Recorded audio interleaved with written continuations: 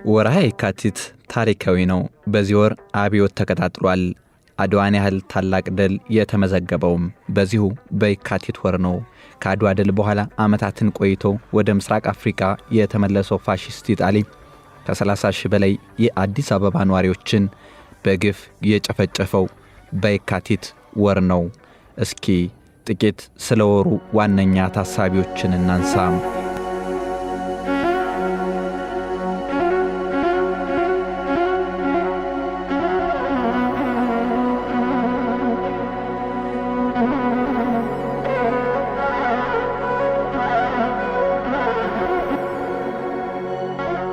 የካቲት 66 አብዮት በታክሲ አሽከርካሪዎች፣ በመምህራን፣ በሰራተኞች፣ በእስልምና እምነት ተከታዮች፣ በወጣቶች፣ በተማሪዎች፣ በወታደሮች በጥቅሉ በሕዝባዊ አብዮት አዲስ አበባ ተናወጠች።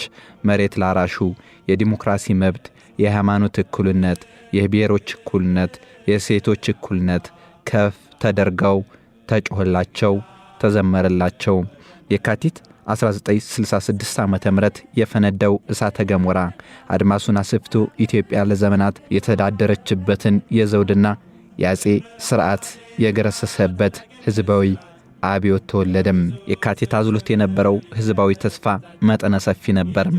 በረሃብ ዘወትር የሚጠቀው ሕዝብ በቀን 3 ጊዜ የሚመገበው የተመጣጠነ ምግብ እንዲያገኝ፣ ጤናው እንዲሟላ፣ ትምህርት ያልደረሰው ወገን ትምህርት እንዲያገኝ፣ የነበረው የትምህርት ሥርዓትም የተሟላና ከምርትና ከእድገት ጋር የተያያዘ እንዲሆን፣ ንጹሕ ውሃ እንዲሁም የኤሌክትሪክ ተጠቃሚ እንዲሆን ተስፋና ምኞትን የካቲት ተሸክሞ ነበር። ሁሉም ማኅበራዊ፣ ኢኮኖሚያዊ ተስፋዎች ተፈጻሚነት እንዲኖራቸው ደግሞ የካቲት ፖለቲካዊ ተስፋም አንግበው ነበር። ማን ዕቅዱን ያወጣል? ማን ዕቅዱን ይተቻል? ማን ዕቅዱን ያስፈጽማል? ማንስ ተፈጻሚነቱን ይከታተላል? ለሚሉትና ለመሳሰሉት ጥያቄዎች ሁሉ ተስፋዊ መልስ ሰጥቶ ነበር።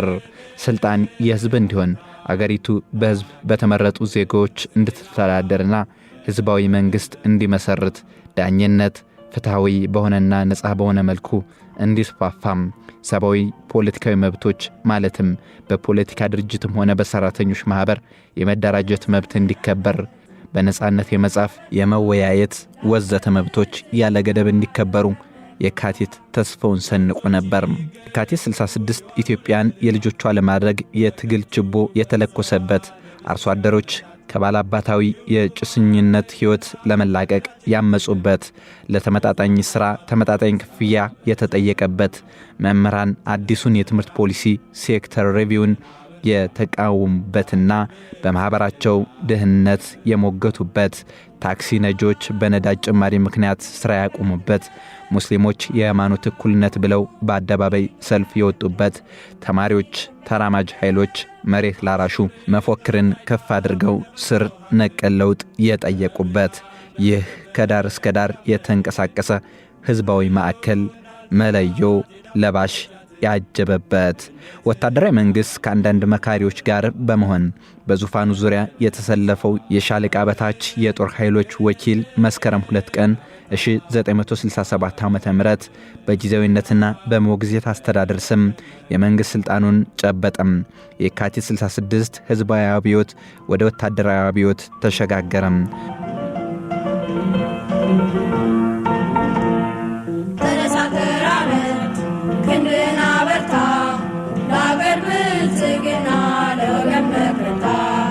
ይቅር ማንቀላፋት ይበቃል መኝታ። ንጉሡን ከሥልጣን ያወረደው አካል ራሱን ደርግ ብሎ በመሰየም ብቸኛው የኢትዮጵያ መንግሥት ገዥ ሆነም። አማካሪዎችም በዚሁ ሹምሽር ከሥልጣን ተከፋይነት ወደ ሁለተኛ ደረጃ አማካሪነት ወረዱም። ደርግም ለሚቀጥሉት 17 ዓመታት ኢትዮጵያን ሲያስተዳድር መጀመሪያ ኢትዮጵያ ትቅደም፣ በኋላ ሶሻሊስት ሪፐብሊክ ፈጠርኩ ቢልም ገና ከጅምሩ ተቃዋሚውን ጸጥ ለጥ አድርጎ ለመግዛት የወጣው የዲሞክራሲ መብት እገዳ አዋጅ እያደረ ቀውስ ውስጥ ከተተው። ታላቁ የኢትዮጵያ ሕዝባዊ አብዮት የተከታተለው በዚሁ የካቲት ወር የጻፊ ትእዛዝ አክሊሉ ሀብተወልድ ካቢኔም ከሥልጣን የለቀቀው በየካቲት 20 ቀን 1966 ዓ.ም ነበር።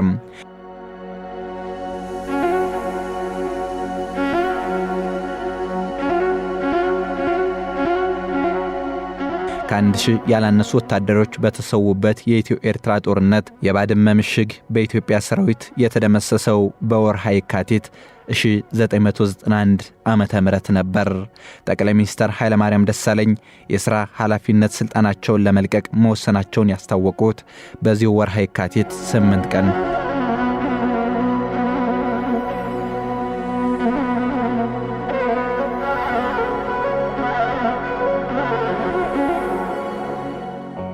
2010 ዓመተ ምህረት ነበር። በአብርሃ ደቦጭ ሞገስ አስገድዶም ስምዖን አደፍርስ በተጨማሪም ሌሎች ኢትዮጵያውያን ግራዛኒን ለመግደል ከተሰነዘረው ጥቃት ጀርባ መሳተፋቸው ፕሮፌሰር ካምቤል ዘ ፕሎት ቱ ኪል ግራዛኒ በተሰኘው መጽሐፋቸው ላይ ያስረዳሉ። ስብሐት ጥሩነህ፣ በጅሮንድ ለጥበሉ ገብሬ፣ ባሻውረድ ገብረወልድ፣ ሐጂ በዳሶና ቀኛዝማች በልሁ ከጥቃቱ ጀርባ የተሳተፉ ነገር ግን እምብዛም ስማቸው የማይነሳ ሆነው እናገኛቸዋለን። ግለሰቦች ሰዎችን በመመልመል የቦምብና ሌሎች ቁሳቁሶችን በመግዛት የቦምብ አወራውር ስልጠና በመስጠት የትራንስፖርት አገልግሎትና ጥቃቱን በቀጥታ እስከ መፈጸም ተሳትፈዋል። በወቅቱ በስደት እንግሊዝ ሀገር የነበሩት አጼ ኃይለ ሥላሴና ሌሎችም ባለስልጣናት ስለ ጥቃቱ መረጃ እንደነበራቸውና ይደግፉት ነበር ይባላል። በተለይ ባሻውረድ ገብረወልድ በስደት ከሚኖሩበት እንግሊዝ ሎንዶን ከተማ ወደ ኢትዮጵያ በመምጣት ለኢጣሊያ እጅ ሰጥተው በሚስጥር ጥቃቱን በገንዘብ እና በማስተባበር መደገፋቸውን ይናገራል። የካቲት 12 ቀን 1929 ዓ.ም በኔፕልሷ ልዕልት መወለዷ ያስደሰተው ግራዚያኒ ይህንኑን በማስመልከት በአዲስ አበባ ከቀድሞ ቤተ መንግሥት ከዛሬው አዲስ አበባ ዩኒቨርሲቲ ድሆች እንዲሰበሰቡና ለእያንዳንዳቸው 2 ማርትሬዛ እንዲሰጥ ተወስኖ ነበር። በስፍራው የጣሊያኑ ሽማምንትና የሜትሮፖሊታን ጳጳስ እና ሌሎች መኳንንት እንዲገኙ ተጠሩም። እኩለ ቀን ገደማ ላይ 3000 የሚሆኑ ድሆች ከቤተ መንግሥት ቅጽር ግቢ ተሰበሰቡ። ዝግጅቱ ተጀምሮ ጥቂት እንደቆየ በግቢው መግቢያ በር በኩል አንድ ቦምብ ፈነዳ። ሁለተኛና ሶስተኛ ተከተለም። በአጠቃላይ 7 ቦምቦች መወርወራቸው ይናገራል። በተለይም ሶስተኛው ቦምብ የፋሺስቱ የጣሊያ መንግሥት ከፍተኛ መኳንንት ካሉበት ቦታ ፈንድቷል። በዚህም ግራዚያኒን ጨምሮ ጄኔራል ሊታዩ፣ የአዲስ አበባ ከንቲባው ጎይዶ ኮርቲሲ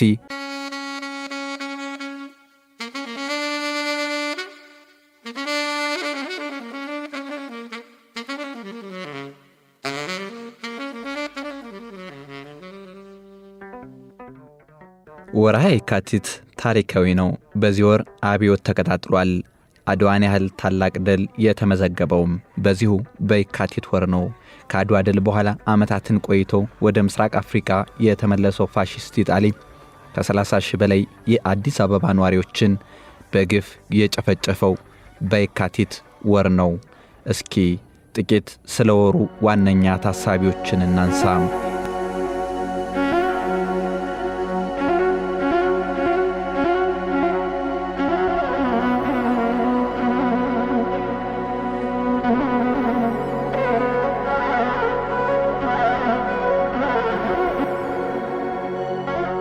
የካቲት 66 አብዮት በታክሲ አሽከርካሪዎች፣ በመምህራን፣ በሰራተኞች፣ በእስልምና እምነት ተከታዮች፣ በወጣቶች፣ በተማሪዎች፣ በወታደሮች በጥቅሉ በሕዝባዊ አብዮት አዲስ አበባ ተናወጠች። መሬት ላራሹ፣ የዲሞክራሲ መብት፣ የሃይማኖት እኩልነት፣ የብሔሮች እኩልነት፣ የሴቶች እኩልነት ከፍ ተደርገው ተጮኸላቸው፣ ተዘመረላቸው። የካቲት 1966 ዓ.ም የፈነዳው እሳተ ገሞራ አድማሱን አስፍቶ ኢትዮጵያ ለዘመናት የተዳደረችበትን የዘውድና የአጼ ሥርዓት የገረሰሰበት ሕዝባዊ አብዮት ተወለደም። የካቲት አዝሎት የነበረው ሕዝባዊ ተስፋ መጠነ ሰፊ ነበርም። በረሃብ ዘወትር የሚጠቀው ሕዝብ በቀን 3 ጊዜ የሚመገበው የተመጣጠነ ምግብ እንዲያገኝ፣ ጤናው እንዲሟላ፣ ትምህርት ያልደረሰው ወገን ትምህርት እንዲያገኝ፣ የነበረው የትምህርት ሥርዓትም የተሟላና ከምርትና ከእድገት ጋር የተያያዘ እንዲሆን፣ ንጹሕ ውሃ እንዲሁም የኤሌክትሪክ ተጠቃሚ እንዲሆን ተስፋና ምኞትን የካቲት ተሸክሞ ነበር። ሁሉም ማኅበራዊ፣ ኢኮኖሚያዊ ተስፋዎች ተፈጻሚነት እንዲኖራቸው ደግሞ የካቲት ፖለቲካዊ ተስፋም አንግበው ነበር። ማን ዕቅዱን ያወጣል? ማን ዕቅዱን ይተቻል? ማን ዕቅዱን ያስፈጽማል? ማንስ ተፈጻሚነቱን ይከታተላል? ለሚሉትና ለመሳሰሉት ጥያቄዎች ሁሉ ተስፋዊ መልስ ሰጥቶ ነበር። ስልጣን የህዝብ እንዲሆን አገሪቱ በህዝብ በተመረጡ ዜጎች እንድትተዳደርና ህዝባዊ መንግስት እንዲመሰርት ዳኝነት ፍትሃዊ በሆነና ነጻ በሆነ መልኩ እንዲስፋፋም ሰብአዊ ፖለቲካዊ መብቶች ማለትም በፖለቲካ ድርጅትም ሆነ በሰራተኞች ማህበር የመደራጀት መብት እንዲከበር በነጻነት የመጻፍ የመወያየት ወዘተ መብቶች ያለ ገደብ እንዲከበሩ የካቲት ተስፋውን ሰንቆ ነበር። የካቲት 66 ኢትዮጵያን የልጆቿ ለማድረግ የትግል ችቦ የተለኮሰበት አርሶ አደሮች ከባላባታዊ የጭስኝነት ህይወት ለመላቀቅ ያመጹበት ለተመጣጣኝ ሥራ ተመጣጣኝ ክፍያ የተጠየቀበት መምህራን አዲሱን የትምህርት ፖሊሲ ሴክተር ሪቪውን የተቃወሙበትና በማህበራቸው ድህነት የሞገቱበት ታክሲ ነጆች በነዳጅ ጭማሪ ምክንያት ሥራ ያቆሙበት ሙስሊሞች የሃይማኖት እኩልነት ብለው በአደባባይ ሰልፍ የወጡበት ተማሪዎች ተራማጅ ኃይሎች መሬት ላራሹ መፎክርን ከፍ አድርገው ስር ነቀል ለውጥ የጠየቁበት ይህ ከዳር እስከ ዳር የተንቀሳቀሰ ህዝባዊ ማዕከል መለዮ ለባሽ ያጀበበት ወታደራዊ መንግስት ከአንዳንድ መካሪዎች ጋር በመሆን በዙፋኑ ዙሪያ የተሰለፈው የሻለቃ በታች የጦር ኃይሎች ወኪል መስከረም 2 ቀን 1967 ዓ.ም በጊዜያዊነትና በሞግዚት አስተዳደር ስም የመንግስት ስልጣኑን ጨበጠም። የካቲት 66 ህዝባዊ አብዮት ወደ ወታደራዊ አብዮት ተሸጋገረም።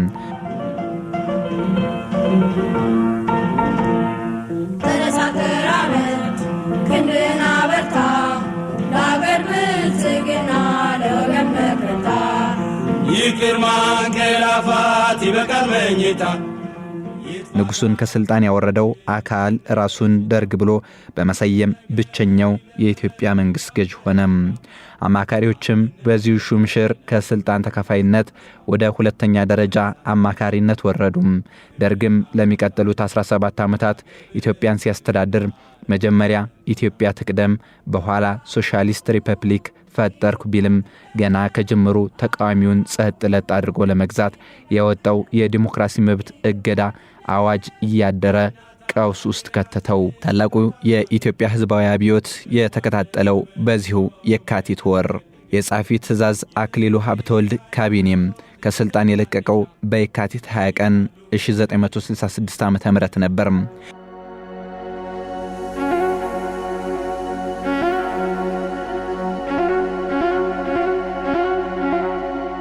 ከአንድ ሺህ ያላነሱ ወታደሮች በተሰዉበት የኢትዮ ኤርትራ ጦርነት የባድመ ምሽግ በኢትዮጵያ ሰራዊት የተደመሰሰው በወርሃ የካቲት 1991 ዓመተ ምህረት ነበር።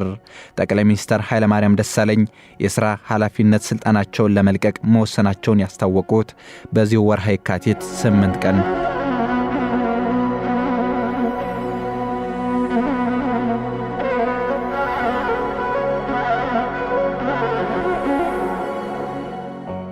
ዓ.ም ነበር። በአብርሃ ደቦጭ ሞገስ አስገድዶም ስምዖን አደፍርስ በተጨማሪም ሌሎች ኢትዮጵያውያን ግራዛኒን ለመግደል ከተሰነዘረው ጥቃት ጀርባ መሳተፋቸው ፕሮፌሰር ካምቤል ዘ ፕሎት ቱ ኪል ግራዛኒ በተሰኘው መጽሐፋቸው ላይ ያስረዳሉ።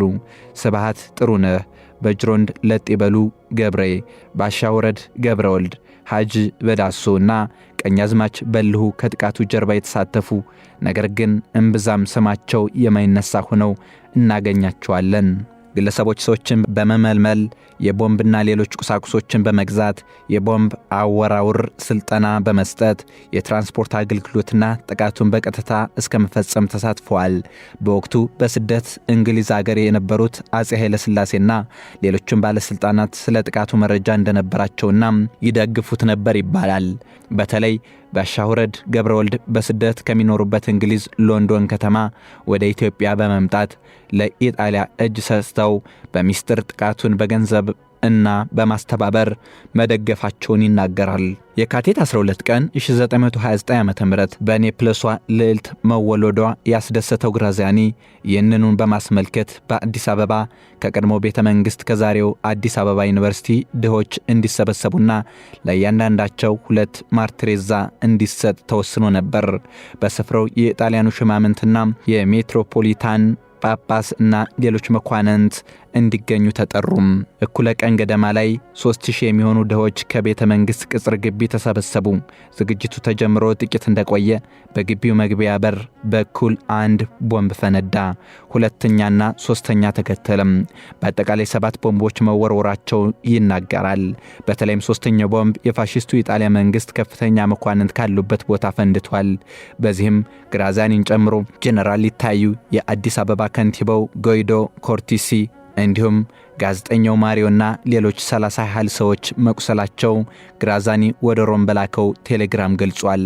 በጥቃቱ የተደናገጡት ኢጣሊያውያኑ በግቢው ውስጥ ያገኙትን ኢትዮጵያዊ ሁሉ በመትረይስ መረፍረፍ ጀመሩም።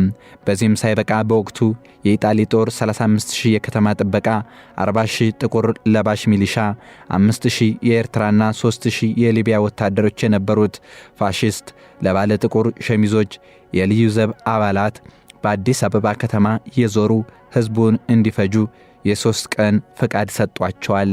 ይህ ሁሉ ሰራዊት ኢትዮጵያን የሆነን ሁሉ ለመጨፍጨፍ ተሰማራም። ሱቆች እንዲዘጉ፣ የውጭ ዜጎች ወደ ውጭ እንዳይወጡ መልእክት ተላለፈም።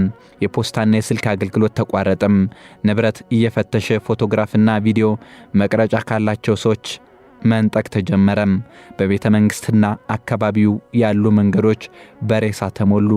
በጊዜው አዲስ አበባ የነበሩት ሃንጋሪው ሐኪም ላዲስላቭ ሳቦ ተገቢ ያልሆኑ ያሉትን ያንን ጭፍጨፋ ሲያወሱ ሽማግሌዎች፣ ምጽዋት ጠባቂዎች፣ የአካል ጉዳተኞች፣ እናቶች ከልጆቻቸው ነበሩበት።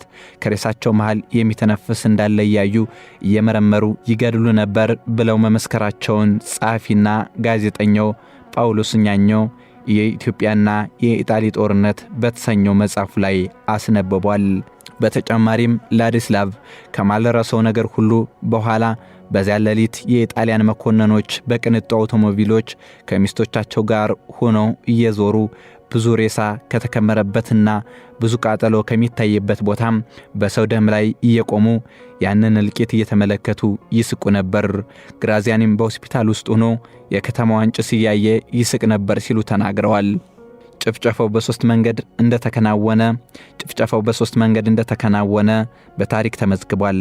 አንደኛው በመንገድ ላይ የተገኘውን ኢትዮጵያዊ ሁሉ አሳርዶ መግደል፣ ሁለተኛው ቤታቸውን እያቃጠሉ ንብረቶቻቸውን እየዘረፉ ሙሉ ቤተሰቡን በእሳት እያነደዱ መግደል፣ ሶስተኛው በአካፋ በመዶሻና በዱላ እየቀጠቀጡ የተረፈውን በእስር ቤት አጉሮ በረሃብና በጥም መጨረስ እንደ ስልት ተይዟል። ቤተ ክርስቲያንና መኖሪያ ቤቶችን ማቃጠል ሌላው የበቀል እርምጃ ተደርጎ በኢጣሊያኖቹ ተፈጽሟል። ዳግማዊ ኒሮ የተባሉ ታዛቢ በበኩላቸው በአንደኛው የዓለም ጦርነት ጊዜ ከግንባር ቀደም ጦር ጋር ቁስለኛ ለማንሳት በአምቡላንስ ውስጥ እየሰራ ነበር። በሌሎች ጦርነቶችም ተሳትፌያለሁ ካሉ በኋላ እንደ አዲስ አበባው ያለ እልቂት ግን ከዚህ ቀደም አላየሁም ብለዋል። አክለው መኪኖች እየዞሩ ሬሳ ያነሳሉ። ባለ ጥቁር ሸሚዞች ወደ ኢጣሊያን ባንክ እየገቡ ሌሊት የዘረፉትን ብርና ወርቅ ያስቀምጣሉ። ዘረፈው በየሰው ቤት ሰብሮ በመግባት ብቻ ሳይሆን በመንገድ ከሚገድሏቸው ሰዎች እጅና አንገት የሚያገኙትን ወርቅ ሁሉ ይወስዱ ነበር ሲሉም ተርከዋል። ይህ ብቻ አይደለም። ዳግማዊ ኒሮ ባሰፈሩት ማስታወሻ ሕክምና በምሰራበት ቦታ ብዙ ኢጣሊያኖች ይመጡ ነበር። የገደሉትንም የሰው ቁጥር በኩራት ይናገሩ ነበር። አንዳንዶቹ 80 ገደልኩ ሲሉ፣ አንዳንዶቹ ደግሞ 100 ገደልኩ ይላሉ። በዚህም መሃል አንድ ኢጣሊያናዊ ደግሞ እያዘነ እኔስ የገደልኩት 2 ብቻ ብሎ ሲናገር ሰማሁ። የማልረሰው ነገር ግድያው እንዲቆም በተደረገ ጊዜ ግራዚያኒ ለሕዝብ በማዘን ግድያውን ይቆም ብለዋል ተብሎ መነገሩ ነው ሲል ወቅቱን ያስታውሳል። ከዛ ክፉ ቀን በታምር ከተረፉ ኢትዮጵያውያን መካከል አንዱ ደራሲ ተመስገን ገብረ ይገኙበታል። እርሳቸው በወቅቱ በአይን ያዩትን ሲተርኩ 8 የሚሆኑ መትረይሶች በዙሪያቸው ተጠምዶ ነበር። በዚያ ስፍራ ቁጥራቸው የበዙ ሀበሾችን አስቀድመው ገድለዋቸዋል። ሬሳቸውን በፊታችን ተከምሮ ነበር። እኛንም በዚያን ሊገድሉን ተዘጋጁ። ለመትረይስ ተኩስ እንድንመችም የአንዳችንን እጅ ከአንዳችን እጅ አያይዘው አሰሩን። ከዚያም አንድ ታላቅ ሹም መጣም።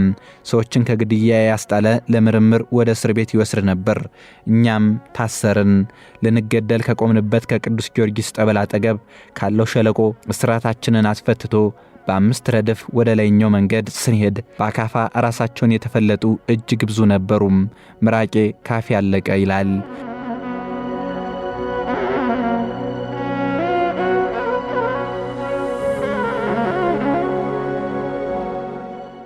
ደራሲ ተመስገን ገብሬ ሲቀጥልም ወደ እስር ቤት አስወሰደን። ለጊዜም እስር ቤት ያደረጉት ማዘጋጃ ቤትም ነበር። ከማዘጋጃ ቤቱ ስንደርስ በ5 ካሚዮን ያጠራቀመንን ሰዎች በዋናው መንገድ እንድንቀድም አዘዘን። ዙሪያችንን ከበው በሳንጃ ሲወጉን ጭፍቅ ብለን ቆምን። ወደ ኋላችን ትልቁን የኢጣሊ ካሚዮን በላያችን ላይ ነዱብን። በዚያም በአንድ ጊዜ 48 ሰዎች ተጨፈለቁም። በካሚዮን ወደ ኋላ ያፈገፈጉት እስረኞች ዙሪያውን ሳንጃ መዘው የቆሙት ወጓቸው። እኔንም ካሚዮኑ ጉልበቴን መታኝ። ያን ጊዜ የቆሰልኩ እስካሁን ለምጥ ይመስላል ብለው ነበር። አክለውም ወደ ማዘጋጃ ከገባን በኋላ ጥቂት ቆይቶ መራጮች መጡ። ጥሩ የለበስነውን እያወለቅን ወደ መጸዳጃ ቤት ወረወሩን። ከጣልንበት ቆሻሻ ውስጥ ገብተው ልብሱን ለማውጣት 5 ሰዎች ይወራጫሉ፣ ግን ያቃታቸው ተመልሰው ይጠልቃሉ። ከዛም አብረውን ተቀምጠው የነበሩት ሰዎች ወሰዷቸው። እነርሱም ልብሳቸውን አንለውጥም በማለታቸውና የጨዋ መልክ ስለነበራቸው ነው። ክብሪት ለኩሰው አቃጠሏቸው። እሳቱም እያቃጠላቸው አንደኛው ፋሺስት ተጣራና ከፋሺስት ጋር ለሚኖር አዝናለሁ፣ እኔ ግን ከእንግዲህ ከፋሺስት መንግሥት ነፃ ነኝ ሲላቸው ሰምቻለሁ ይላል። የኢጣሊ ወታደሮች በውሃ ጥም ለሚሰቃየው እስረኛ አንድ ጉንጭ የምትሆን ውሃ በብር ይሸጡ እንደነበር የሚያወሱት ደራሲ ተመስገን ውሃ ሲሸጡ የነበሩ ወታደሮች መሃል በእስረኛ ግፊት ተጨፍልቀው የሞቱ እንደሚገኙበትም ያስታውሳሉ።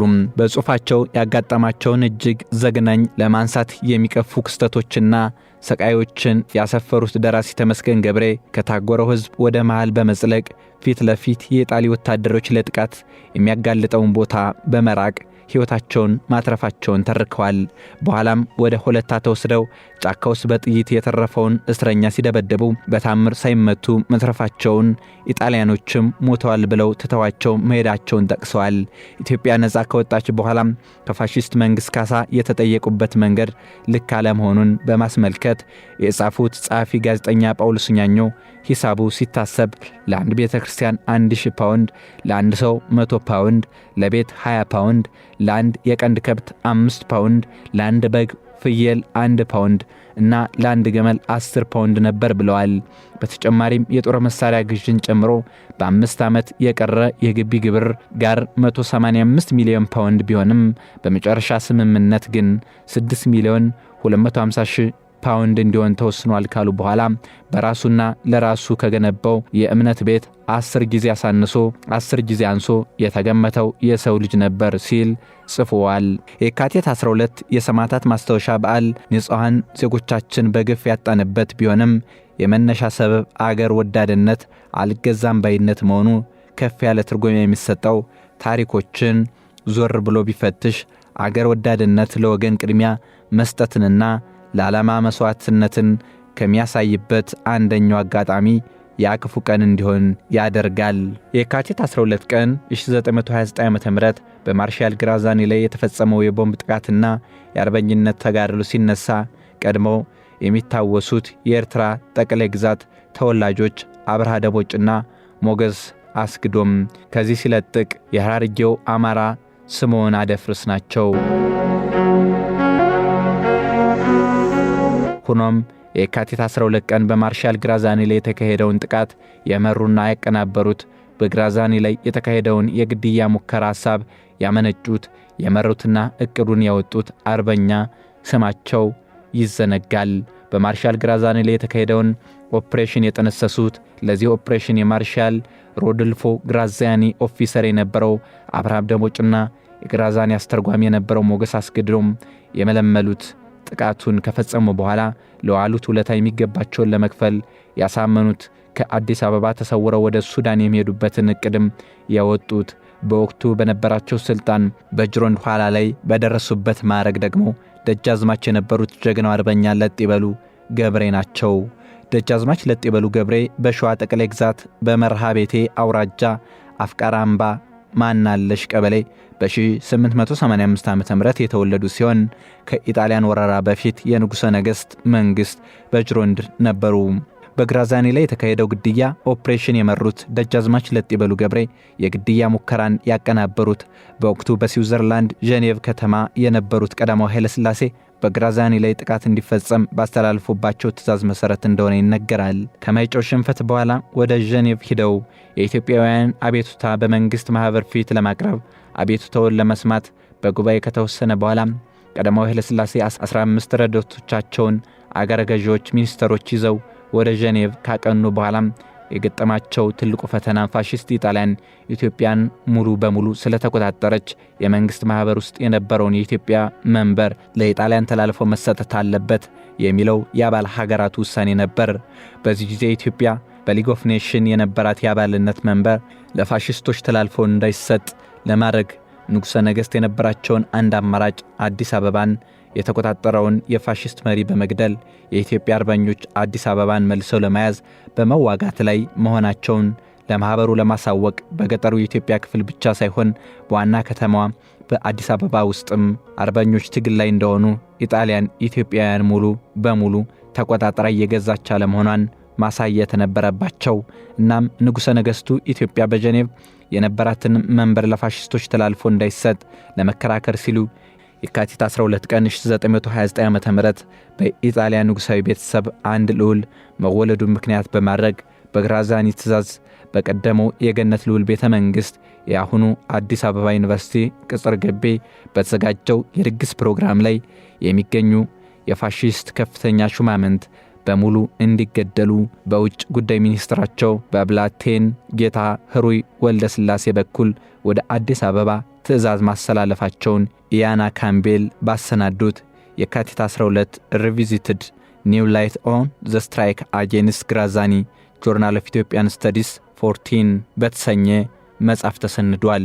ይህንን በፋሺስት ከፍተኛ ሹማምንት ላይ የታቀደውን የግድያ ኦፕሬሽን እንዲያስፈጽሙ የታዘዙት ደግሞ አዲስ አበባ ውስጥ የነበሩት ደጃዝማች ለጥይበሉ ገብሬ ነበሩ። ትዕዛዙን ወደ ደጃዝማች ለጥይበሉ ገብሬ በጽሑፍ የላኩት ከንጉሠ ነገሥት ጋር ጄኔቭ ውስጥ አብረዋቸው የነበሩት የወቅቱ የውጭ ጉዳይ ሚኒስተር ብላቴን ጌታ ህሩይ ወልደ ሥላሴ ናቸው። ጥቃቱ እንዲፈጽሙ የተመለመሉት መካከል አብርሃ ደቦጭ ከወረራው በፊት ከተፈሪ መኮንን ትምህርት ቤት ከተመረቀ በኋላም ማርሻል ግራዛኒ አዲስ አበባን እስኪቆጣጠር ድረስ በእስር ላይ የነበረ ሰው ነው። ግራዛኒ አዲስ አበባ ሲገባ ከእስር እንዲወጣ አድርጎት መጀመሪያ ዲቦኖ በመቀጠል የግራዛኒ የፖለቲካ አማካሪ ሆኖ ተሾመም። ሞገስ አስገዶም ደግሞ የግራዛኒ አስተርጓሚ የነበረ ታማኝ አገልጋይ ነበር።